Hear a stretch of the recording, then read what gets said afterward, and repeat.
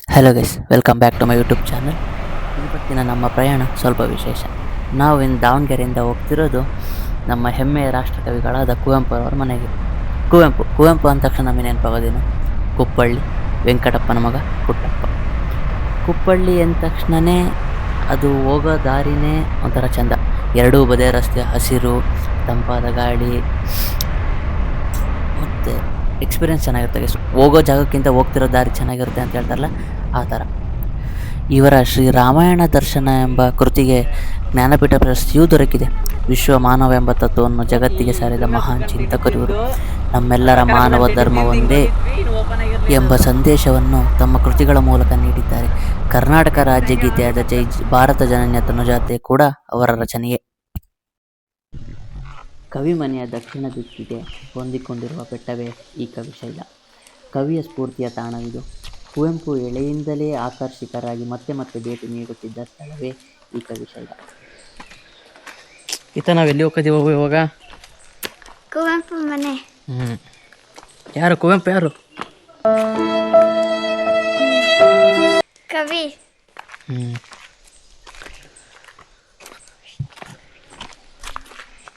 ಎಲ್ಲಿ ಹೋಗ್ತಿದೀವ? ಕುವೆಂಪು ಮನೆಗೆ. Kuvempu full form ಏನು? ಕುಪ್ಪಳ್ಳಿ ವೆಂಕಟೇಶಪ್ಪ ಪುಟ್ಟಪ್ಪ. ಯಾರು ಕುವೆಂಪು? ಕವಿ. ಯಾರು? ಇಲ್ಲಿಗೆ ಕುವೆಂಪುರವರ ಆಪ್ತ ಸ್ನೇಹಿತರು, ಸಾಹಿತಿಗಳು ಆಗಾಗ ಕುಪ್ಪಳ್ಳಿಗೆ ಕವಿಶೈಲಕ್ಕೆ ಭೇಟಿ ನೀಡುತ್ತಿದ್ದರಂತೆ.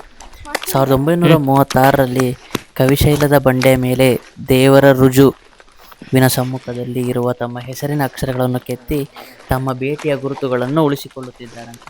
ಕುವೆಂಪು, PM ಶ್ರೀಕಂಠಯ್ಯ, TSM ಎಂಬ ಅಕ್ಷರಗಳು ಇಲ್ಲಿವೆ.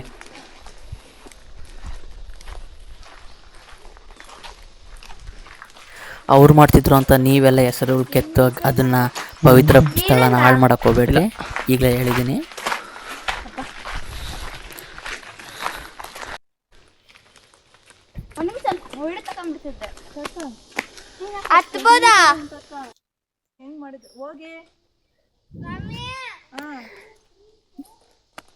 ಈ ಸ್ಥಳ ಕಾರಲ್ಲಿ ಬಂದರೆ ಒಂದು 10-15 ಮಿನಿಟ್ಸ್ ಆಗುತ್ತೆ. ಅದೇ ನಾವು ಕಾಲ್ ದಾರಿಯಲ್ಲಿ ಬಂದ್ವಿ ಅಂದರೆ, ಈಗ ನಾವು ಮೆಟ್ಲತ್ಕೊಂಡ್ಬಂದ್ವಲ್ಲ, ಆ ಥರ ಬಂದ್ವಿ ಅಂದರೆ ಒಂದು 5-10 ನಿಮಿಷ ಬರ್ಬೋದು. ಕವಿಯ ಪ್ರೀತಿಯ ಕವಿಶೈಲದ ಹಸುಬಂಡೆಯ ಮೇಲೆ ಕುವೆಂಪುರವರ ಅಂತಿಮ ಸಂಸ್ಕಾರ ನಡೆಯಿತು. ಈ ಜಾಗವೀಗ ಇಲ್ಲಿನ ಪ್ರಕೃತಿಯ ಚಲುವಿನೊಡನೆ ಸೇರಿ ಪವಿತ್ರ ಪ್ರಾಬಲಂಬೆ ಒಂದನ್ನು ಸೃಷ್ಟಿಸಿದೆ. ಬೆಟರ್ ನೀವು ಕಾಲ್ ದಾರಿಯಲ್ಲಿ ನಡ್ಕೊಂಬಂದ್ರೆ ಒಳ್ಳೆ ಎಕ್ಸ್ಪೀರಿಯನ್ಸ್ ಚೆನ್ನಾಗಿರುತ್ತೆ, ನೀವು ಕಾರಲ್ಲಿ ಮೇಲೆ ಹೋಗೋದ್ಕಿಂತ.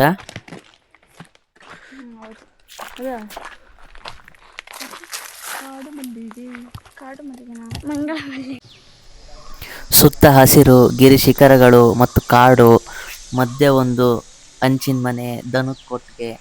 ಹಾಗೆ ಮುಂದೋದರೆ ಅಲ್ಲಿ ಸಿಗದೆ ವಿಶ್ವಮಾನವನ ಫಲಕ.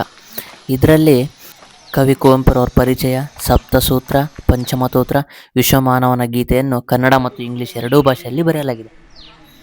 ಅಲ್ಲಿಂದ ನಾವು ಹೊರಟಿದ್ದೆ ಕುವೆಂಪುರವರು ಅವ್ರ ಮನೆ ಬಗ್ಗೆ ಬರೆದಿದ್ದಾರೆ, ಅದನ್ನು ನೋಡೋಕ್ಕೆ 2 ಕಣ್ಣು ಸಾಲದು.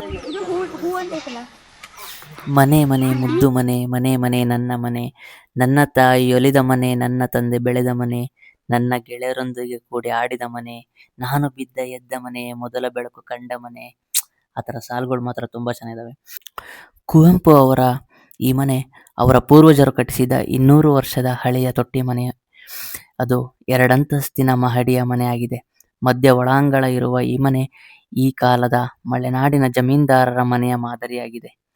ಭೀಮಾಗಾತ್ರದ ಮುಂಡಿಗೆಗಳು, ಕೆತ್ತನೆ ಕೆಲಸದಿಂದ ಕೂಡಿದ ಮಲೆನಾಡಿನ ಪ್ರಾಚೀನ ಕೃಷ್ಣಶಿಲ್ಪ ವೈಭವವನ್ನು ನೆನೆಸುವಂತಿದೆ.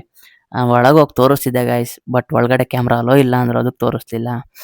ಕುವೆಂಪುರವರು ಕುಪ್ಪಳ್ಳಿಯಿದ್ದಾಗ ಬಳಸುತ್ತಿದ್ದ ಅಧ್ಯಯನದ ಕೊಠಡಿ, ಅವರು ಸೂರ್ಯೋದಯವನ್ನು ವೀಕ್ಷಿಸುತ್ತಿದ್ದ ಪೂರ್ವ ದಿಕ್ಕಿಗೆ ತೆರೆದುಕೊಂಡಿರುವ ಮಹಡಿ, ಅವರ ಶಾಲೆಯ ನಡೆಯುತ್ತಿದ್ದ ಸ್ಥಳ ಎಲ್ಲವೂ ಇಲ್ಲಿ ನೋಡ್ಬೋದು ಗೈಸ್.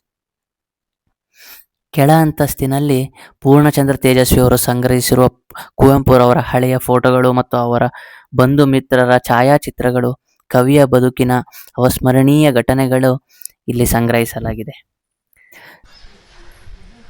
ಇಲ್ಲಿ ಕುವೆಂಪುರವರ ರಾಮಾಯಣ ದರ್ಶನದ ಒಂದು ಪುಟವನ್ನು ನೋಡೋ ಭಾಗ್ಯ ನಮಗೆ ಸಿಕ್ತು. ಕುವೆಂಪುರವರನ್ನು ಪಡೆದ ನಾವೇ ಧನ್ಯರು ಎಂಬ ಸಾಲುಗಳನ್ನು ಬರೆದು ಹೊರಟೆವು.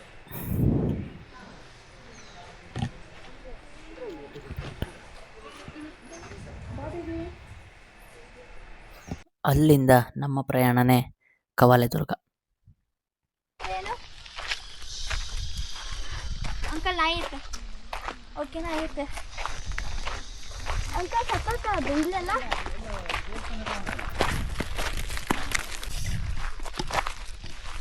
ಏನು ಸುಮ್ಮನೆ ಉದ್ದಕ್ಕೆ ಬರೋದಾ? ಇಲ್ಲ ನೋಡ್ಕೊಂತ ನಿಂತ್ಕೊತವ್ರು.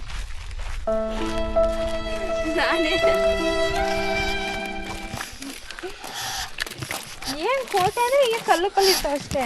ಹ್ಞೂನಪ್ಪೆ. ಈ ಜಾಗಕ್ಕೆ ನಾನು ಸಜೆಷನ್ ಕೊಡೋದಾದರೆ ಮಳೆಗಾಲದಲ್ಲಿ ಹೋಗ್ರಿ, ಸಮ್ಮರಲ್ಲಿ ಮಾತ್ರ ನಾಟ್ ಪ್ರಿಫರ್ಡ್. ಓಕೆ, ಇದು ತೀರ್ಥಹಳ್ಳಿಯಿಂದ ಒಂದು 18 ಕಿಲೋಮೀಟರ್ಸ್, ಶಿವಮೊಗ್ಗದಿಂದ ಒಂದು 72 ಕಿಲೋಮೀಟರ್ಸ್ ಆಗುತ್ತೆ. ಈ ಕೋಟೆ ಶಿವಮೊಗ್ಗ ಜಿಲ್ಲೆಯ ಪಶ್ಚಿಮ ಘಟ್ಟದ ಮಧ್ಯೆ ನೆಲೆಸಿರುವ ಒಂದು ಐತಿಹಾಸಿಕ ಕೋಟೆ. ಸುಮಾರು 9ನೇ ಶತಮಾನದಿಂದ ಇತಿಹಾಸ ಹೊಂದಿರುವ ಈ ಕೋಟೆಯನ್ನು ನಂತರ ಕೆಳದಿ ನಾಯಕರ ಕಾಲದಲ್ಲಿ 4ನೇ ಹಾಗೂ ಅವರ ಕೊನೆಯ ರಾಜಧಾನಿಯಾಗಿ ಅಭಿವೃದ್ಧಿಪಡಿಸಲಾಯಿತು. ಇಲ್ಲಿನ ಕೋಟೆಗೆ 7 ಬಾಗಿಲುಗಳಿವೆ. ಹಳೆಯ ದೇವಾಲಯಗಳು, ಕೆರೆಗಳು ಮತ್ತು ಪ್ರಕೃತಿ ಸೌಂದರ್ಯವನ್ನು ಒಂದೇ ಸ್ಥಳದಲ್ಲಿ ಕಾಣಬಲ್ಲೆವು. ಸ್ಟಾರ್ಟ್ ಮಾಡಿದಾಗ ಇದ್ದಿದ್ದ ಜೋಶು ಒಂದು 500 ಮೀಟ್ರ್ 1 ಕಿಲೋಮೀಟ್ರ್ ಹೋದ್ಮೇಲೆ ಹಂಗೆಯೇ ಕಡಿಮೆ ಆಗ್ತಾ ಬಂತು. ನಾವು ಈಸಿ ಇರುತ್ತೆ ಅಂದ್ಕೊಂಡ್ವಿ, but it's moderate to difficult ಇರ್ತಕ್ಕೆ.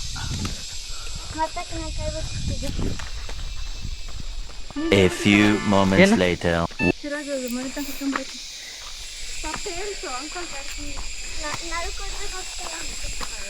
Uncle ಎಷ್ಟು ಹೇಳ್ತೀರ? ಕೈ ನಡ್ಕೊಂಡ್ರಿ ಅಂಕಲ್, ನೀವು ಒಬ್ಬ ನೀವು ಕೈ ನಡ್ಕೊಂಡ್ರಿ ಅಲ್ಲ, ಅಷ್ಟಕ್ಕೊಂದು ಬೆವ್ವೇದೇ ಇಲ್ಲ ಅಂತ ಅರ್ಥ. ಸ್ಕಿನ್ ಬ್ಲಾಕ್ ಆಗಬಾರ್ದು. ಇಲ್ಲಿ ಕಾಣಿಸ್ತಾ ಇದಾವಲ್ಲ, ಈ ಥರ 7 ಬಾಗಿಲುಗಳನ್ನ ದಾಟ್ಕೊಂತ ಹೋಗ್ಬೇಕು ಪೂರ್ತಿ ನೀವು ಟಾಪಿಗೆ ಹೋಗ್ಬೇಕು ಅಂದರೆ. ಅಂಕಲ್ ಗಾಳಿ ಬಿಸ್ಕೊಂಡು ಸುಮ್ಮನೆ ತಂಗಿದ್ದಿಲ್ಲ, ಗಾಳಿನೇ ಬರ್ತಿತ್ತು. ಇದು ಒಂದು ಬಾಗಿಲು, ಅದು ಸುತ್ತ ಇರ್ತಾವ.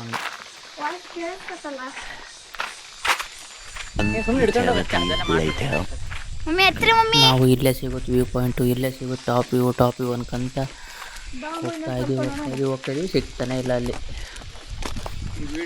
ಭಾಳ ಹುಷಾರಾಗಿರ್ಬೇಕು. ಅಂಕಲ್ ಕೇಳ್ಕೊಡು.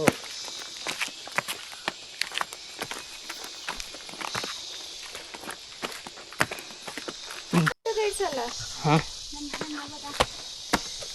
2000 years later.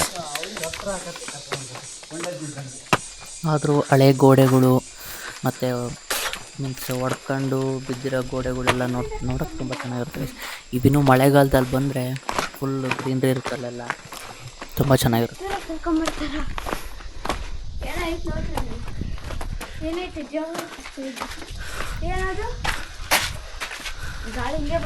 ನಾರ್ಮಲ್ ದಾರಿಯಲ್ಲಿ ನಡೆದು ಸಾಕಾಗಿ ಸುಮ್ಮ ಅಡ್ಡ ದಾರಿ ಎಲ್ಲರೂ ಹೋಗೋಣ, ಬೇಗ ಟಾಪಿಗೆ ಹೋಗೋಣ ಜಂಪ್ ಮಾಡು. ಅಲ್ಲಿತ್ತು ನಾರ್ಮಲ್ ವೇ. ಹಿಂಗೆ ಟ್ರಕ್ ಆದರೂ ಮಾಡ್ಕೊಂತ ಹೋಗೋಣ ಅಂತ ಸುಮ್ಮನೆ ಕಲ್ಲು ಬಂಡೆ ಕೂಡ ಹತ್ಕೊಂತ ಹೋದ್ವಿ. ಜೋರಾಗತ್ತಿರ್ನೇ ಹತ್ತದ್ ನೀವು.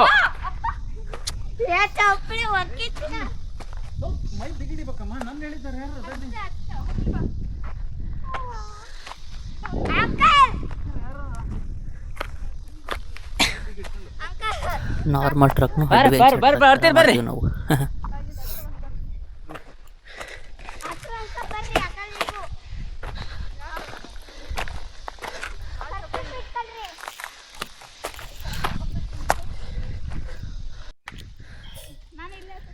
ಹಿಂಗೆ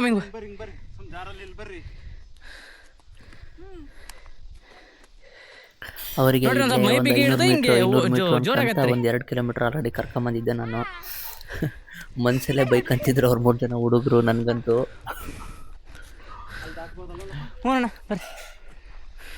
ಮೇಲ್ ಮಾತ್ರ ನಕ್ಕಂತ ಡವ್ ಮಾಡ್ತಿದ್ರಲ್ಲಿ. ಬರೋ ಬಂತ ಬಾ.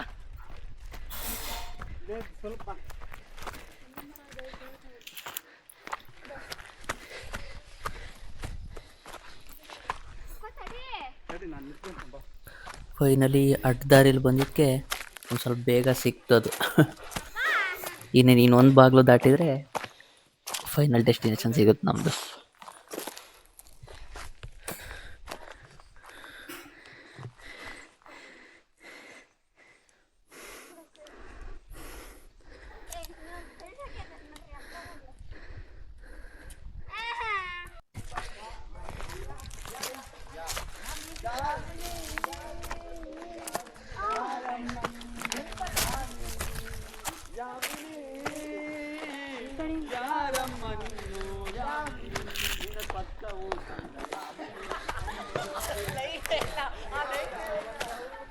ಆ್ಯಕ್ಚುಲಿ ಮಳೆ ಅಲ್ಲಿ ದಾರಿ ಐತಣ್ಣ? ಬಂದಿಲ್ಲ ಅಂದರೂ ಅಲ್ಲಿ ಹಿಂದ್ಗಡೆ ವೆಸ್ಟರ್ನ್ ಘಾಟ್ಸ್ ನೋಡ್ರೆ ಚೆನ್ನಾಗಿದೆ. ಅಲ್ಲಿ ದಾರಿ ಐತಾ? ಮಳೆ ಎಲ್ಲ ಬಂದು ಚೆನ್ನಾಗಿ ಮಳೆ ಬಂದಿಲ್ಲ, ಎಲ್ಲ ಗ್ರೀನ್ರಿ ಆದರೆ ಅಲ್ಲೊಂದು ದಾರಿ ಐತೆ ಅಂತ. ತುಂಬ ಚೆನ್ನಾಗಿರುತ್ತೆ. ಇದೇ ಗೈಸ್ ಫೈನಲ್ ವ್ಯೂ ಪಾಯಿಂಟು. ಬಂದ್ಬಿಡು ಹೊಟ್ಟೆ ಹಸಿತ್ ನಾವಲ್ಲ ಮತ್ತಿಲ್ಲೇನ ದೂಕ್ಬಿಡ್ತೀನಿ ನೋಡು.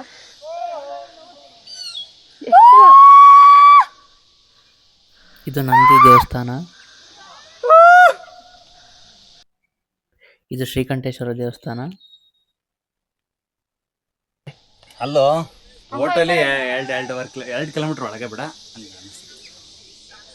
ಇನ್ನು ಮುಂದೆ ಇತ್ತು ಗೈಸ್, ಬಟ್ ನಮಗೆ ಟೈಮ್ ಇರಲಿಲ್ಲ ಅಂತ ನಾವು ವಾಪಸ್ ಬಂದ್ವಿ.